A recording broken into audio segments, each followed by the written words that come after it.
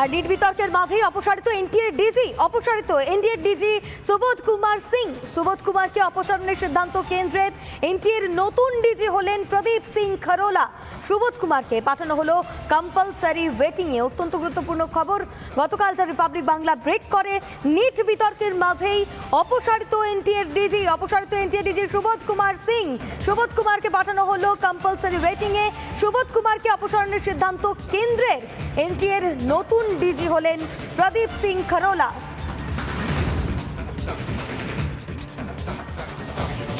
অপসারিত এনটিএর ডিজি সুবোধ কুমার সিং। সুবোধ কুমারকে পাঠানো হলো কম্পালসারি ওয়েটিং এ। সুবোধ কুমারকে অপসারণের সিদ্ধান্ত কেন্দ্রের। এনটিএর নতুন ডিজি হলেন প্রদীপ সিং খরোলা।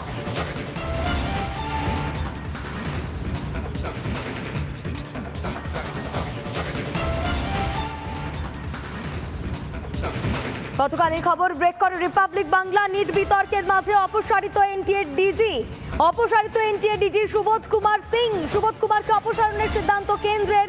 এনটিএর নতুন ডিজি হলেন প্রদীপ সিং খরোলা। আর সুবোধ কুমারকে পাঠানো হলো কম্পালসারি ওয়েটিং এ। অত্যন্ত গুরুত্বপূর্ণ খবর এই বিতর্কের মাঝে। অপসারণ করা হয়েছে এনটিএর ডিজিকে। অপসারিত এনটিএর ডিজি সুবোধ কুমার সিং।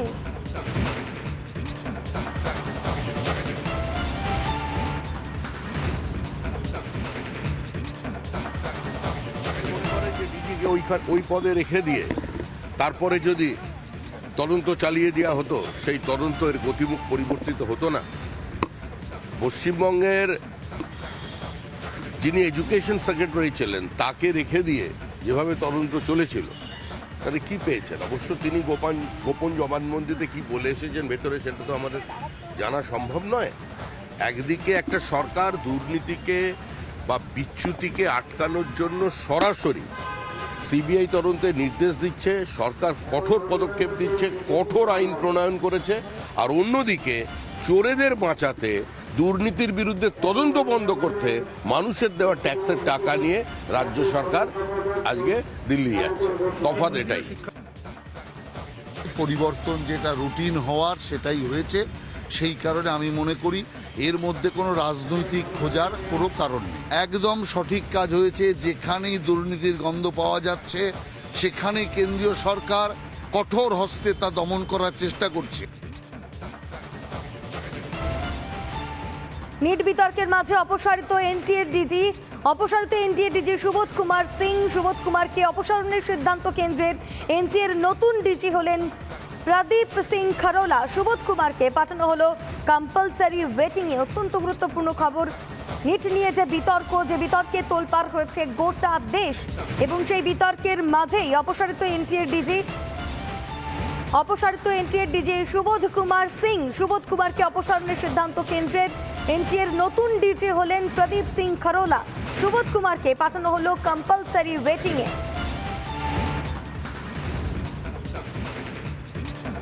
আর এই বিষয় নিয়ে চিকিৎসক দিলীপ দে তিনি কি বলছেন শুনুন। এটাই বলবো যে এটা খুবই দুঃখজনক ব্যাপার। এটা কখনোই এক্সপেক্টেড নয়। মানে কেন্দ্র সরকার বা রাজ্য সরকার সবাইকে এই ব্যাপারটা নিয়ে ভাবতে হবে যে এই জায়গাগুলো কিন্তু আলটিমেটলি ছাত্রছাত্রীরা এফেক্টেড হচ্ছে। তাদের মানসিকতা অনেকভাবেই জায়গা থেকে সরে আসছে, যে তাদের যে একটা ভবিষ্যৎ পরিকল্পনা থাকে সেই জায়গা থেকে তারা তো জিনিসটাকে করতে পারছে না, মানে এমফাসাইজ করতে পারছে না। তাদের যে ভবিষ্যৎ পরিকল্পনা বিঘ্নিত হচ্ছে। তা এটা কখনোভাবে মেনে নেওয়া যায় না। এটা অবশ্যই তার পদক্ষেপ নেওয়া উচিত। আর এই বিষয় নিয়ে রাজনৈতিক ব্যক্তিত্বরা তারা কি বলছেন শুনুন।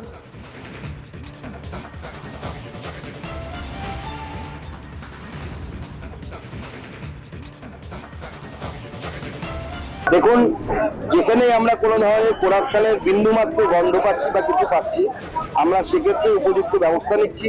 আমাদের কেন্দ্র সরকারের উপরে ভরসা রাখুন।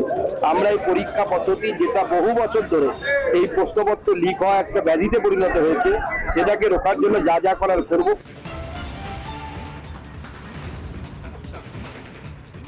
যে খবরের দিকে আমরা নজর রেখেছি, এনটিএর ডিজিকে অপসারিত করা হয়েছে। সুবোধ কুমারকে পাঠানো হয়েছে কম্পালসারি ওয়েটিং এ। নিট বিতর্কের মাঝে অপসারিত এনটিএর ডিজি সুবোধ কুমার সিং অপসারিত। সুবোধ কুমারকে অপসারণের সিদ্ধান্ত কেন্দ্রের। দুর্নীতির থেকে ত্রুটি বেশি। দুর্নীতি আছে, লোয়ার লেভেলে দুর্নীতি আছে, যেটা ওই তেজস্বী যাদবের আত্মসহায়ক থেকে শুরু করে আরও বিভিন্ন মানুষের মানে বিহার এবং গোদরার দু একটা ঘটনা আমাদের চোখের সামনে এসেছে। হ্যাঁ, এই আত্মসহায়কদের যোগাযোগ থেকে এবং মন্ত্রীদের নামে মানে নেতাদের নামে ঘরবুক হওয়া থেকে বোঝা যায় যে এর জটটা কোথায়। আর এর আগেও আমরা দেখেছি লালু প্রসাদে মানে তেজস্বীর দিদি, তিনি বিহার জয়েন্ট থেকে ফার্স্ট হয়েছিল। বাবা ওই পশু খাদ্য কেলেঙ্কারির আসামি, বহুদিনের জেল কেটেছে।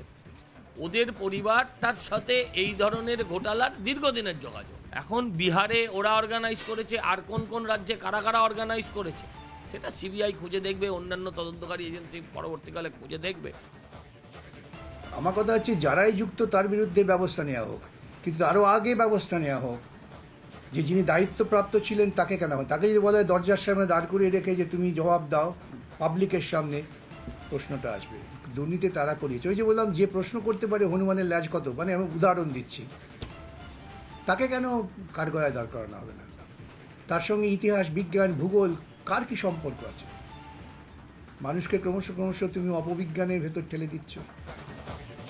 সেন্ট্রালি সব ধরে না রেখে এটা স্টেট ওয়াইজ দিয়ে দেওয়া উচিত। তার কারণ হচ্ছে স্টেট আলটিমেটলি খরচা তোলে, এই যে মেডিকেল স্টুডেন্টের খরচা স্টেট তোলে।